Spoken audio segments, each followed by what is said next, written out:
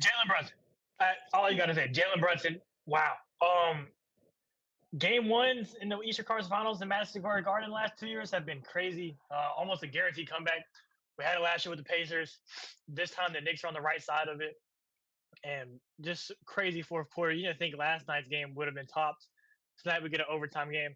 I wouldn't say it was a much complete better game than the Spurs Thunder game, but maybe possibly a better ending. 22-point comeback in the last 7 minutes, forced overtime, and then blew them out of overtime.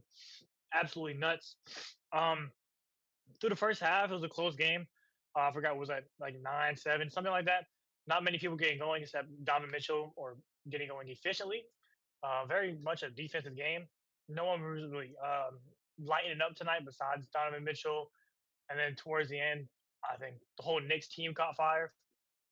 Um, when we get to that fourth quarter, though, everyone's hitting. Donovan Mitchell hitting big threes, Mobley hitting threes, Harden's getting going. Like everyone's just in a swing of things. Knicks fan base is all time low. No one's happy. But then when Jalen Brunson, he gets back to back buckets. He hits that three on Harden. He gets nine straight. As soon as he hit the first two, the momentum went crazy. And we're at Madison Square Garden. These fans are hungry. They want a finals appearance. These fans are hungry at the first game of the season. The 41st game of the season, they're hungry. They're loud. It's a tough fan base to play in, tough place to play in. They got those 4 points. They got it down to 18, 17. It was over from there. Brunson hit 11 straight on Harden. Um, First of all, I got to point out bad coaching, in my opinion, from Kenny Atkinson. First of all, why do you not call a timeout once the momentum gets going? You understand you understand we're playing in the Garden. When a team gets momentum, you gotta call a timeout. You gotta slow it down. Get your team regrouped. Second of all, why is Harden switching? Why are they switching everything with Harden? I get that whoever Harden's guarding, they're gonna come bring that man to come screen because they want the switch. Harden's not a good defender. Why do you switch? Play him in the drop, get the trail, get Dean Wade, get Sam Merrill, Struce, someone in the trail, get back into it. It's much better to have a Harden get cooked one on one. 11 straight is unacceptable. And then it's not even like you get 11 straight and then you get a few buckets back. You come back down and you airball threes. It's not good. It's just embarrassing. But what a game, or what a fourth quarter by Brunson. What a fourth quarter by the whole Knicks team. Landry Shamet hitting big threes. Michael Bridges and overtime too. Cat, OG. Oh, they all just played well together, the team. And I mean, it's not many cons you can say after you come back 22. Like, forget the rest. Good stuff. Um, yeah, big thing is momentum though.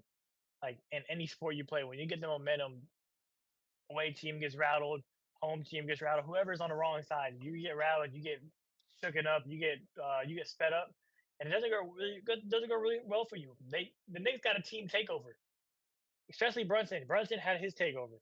Um, yeah, Brunson was nasty, using that glass extremely well.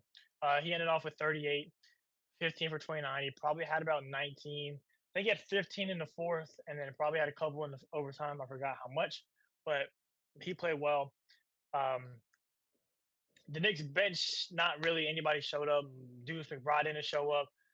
Mitch Robinson didn't play much. Clarkson didn't show up. But the one guy who did show up, who shows up a lot in the playoffs, was Landry Shamet.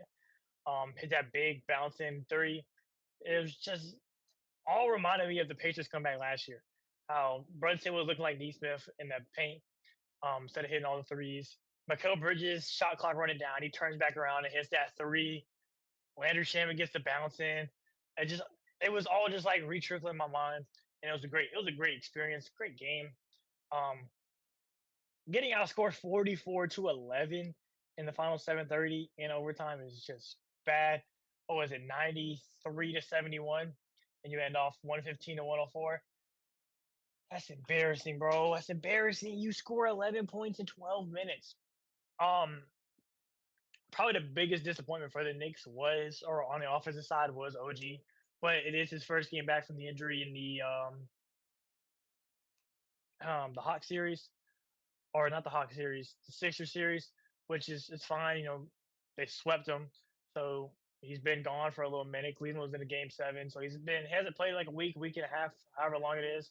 So you gotta get your legs rejuvenated, gotta get your game flow back. So I mean, he gave us 13. He kind of showed up at the end of overtime, had a big bucket on Evan Mobley with a little bump play. He was a physical. He was a tag. Still played good defense like he usually does. So I'm impressed by that. But he'll find his groove, find back where he was averaging 22 in the playoffs. But I mean, let's talk about the losing side. Like, let's talk about the things that led to the downfall of the Cleveland Cavaliers to losing that game. Um, James Harden's terrible. Um, I don't understand how you can get burned for 11 straight points. Brunson's just frying you all game. You're the cone, you're the mismatch, and then you don't come back down and contribute anything. You're supposed to be a point guard. You're supposed to be. Oh yeah, like this is our second leading scorer. Like he's been here before. Like give us 30, give us 20, give us some efficient stuff. Whether it's scoring the ball, whether it's playmaking, you're not giving us either. You're not even playing good defense. Um, he was terrible to Pistons series. He wasn't great in the Raptors series. Now we come here and he's just 5 for 16, 15 points, double the turnovers to assist ratio. Um, just embarrassing. It's his first Eastern Conference Final since what 2018, 2019, or 2018 for sure. Yeah, and he never shows up. It feels like in the playoffs. Um, like I said, bad coaching from Kenny Atkinson. How does Donovan Mitchell, who was, I mean, he was 12 for 18, and then a couple of the shots that he get were just throw up late shot clock violation. That's like it's not a good shot for him. Like why is he not getting the ball? It doesn't make sense why he's not getting the touches, why the offense is not being ran through him when he's the one that's getting going the most. James Harden should be the one getting the ISO, swing cross, step back. Like we know what's coming. Push offs, whatever. Like he had that one nice mid range to send the game to overtime or tie it or go up two. But then what happened after that? Got burned by Brunson. Who cares if you give up two? I mean, who cares if you score two if you give up two? They cancel out. Um, But Cavs really just lived or died by the three. It was kind of like a Celtics game. I think they shot 53s out of their 90 shots. So that's a lot. And you didn't hit all of them. The Knicks, they couldn't hit nothing at all. They couldn't shoot nothing. I think they had 60 something points midway through the third quarter, or actually at the start of the fourth quarter. I'm sorry. They couldn't hit nothing to the fourth quarter. But Cavs were going, and then they just fell off when the Knicks came on. Only person that actually hit a shot, I believe, in that span was Evan Mobley. Hit that big three to go up eight, and it was like, okay, maybe we calm them down. Nope, James Harden gets burnt again. Um, yeah, everybody lived or died by the three. Evan Mobley, 2 for 8 from three. You gotta, I don't know, he's shooting a little too much for my liking. I think Harden, 1 for 8, terrible, terrible, terrible, terrible, terrible. And then the guys on the bench come in, they shoot the three ball a lot too. But Sam Merrill played well. He came and played good defense. Strus played decent. But those two can also play better and shoot more efficiently. We see him a lot. We saw Strus have I think it was game six. He had a great game, or game seven against the Pistons, where he went for about 20 something. We could see him do more, do better. Sam Merrill almost had that one to drop off to call a game. That would have been a bummer for Knicks fans. You come back all the way down for 22, get up four, or get up three, and then you lose on that. Would have been big, but they didn't. But I mean, it's tough how you blow a 22-point lead. I mean, only good things I can say about the Cavs were the first three quarters, um, their defense in the first three quarters, Donovan Mitchell. That's about it. That's all my good points. I had just a crazy, crazy, crazy, crazy comeback. Great basketball. Um, First two conference final games have been insane. We got two overtime games. So let's talk about the game that we're gonna have tomorrow. Spurs Knicks. I mean, whoa, Spurs Thunder. Um, this is a game where you think the Thunder are gonna tie it up, go 1-1, which I think they will. Um, I think, like I said in the last video, I think it's gonna be a big chess match between the two coaches, Mark Daignault, Miss Johnson. Um, how do you guard and contribute off the other star player? Like how do you guard Wemby? How do you guard Shea and force other people to score? That's the biggest two things for each team. Um, Spurs did it well the first game, so I think the Thunder are going to try to open up. They're at 2 points of emphasis, I probably assume. How can you open up Shea's game? How can you get him more looks? Maybe off ball, maybe even on ball. How do you get more spacing? And then how do you guard Wemby? Do you want to go back to the Caruso and J Dub with the Chet backside? Do you tell Chet, hey, like lock in, you skinny bitch? I don't know, but I think the Thunder probably will win that game. I do want the Spurs to win. Spurs could go up 2-0. I'm gonna take the Spurs. I'm gonna take the Spurs to win it.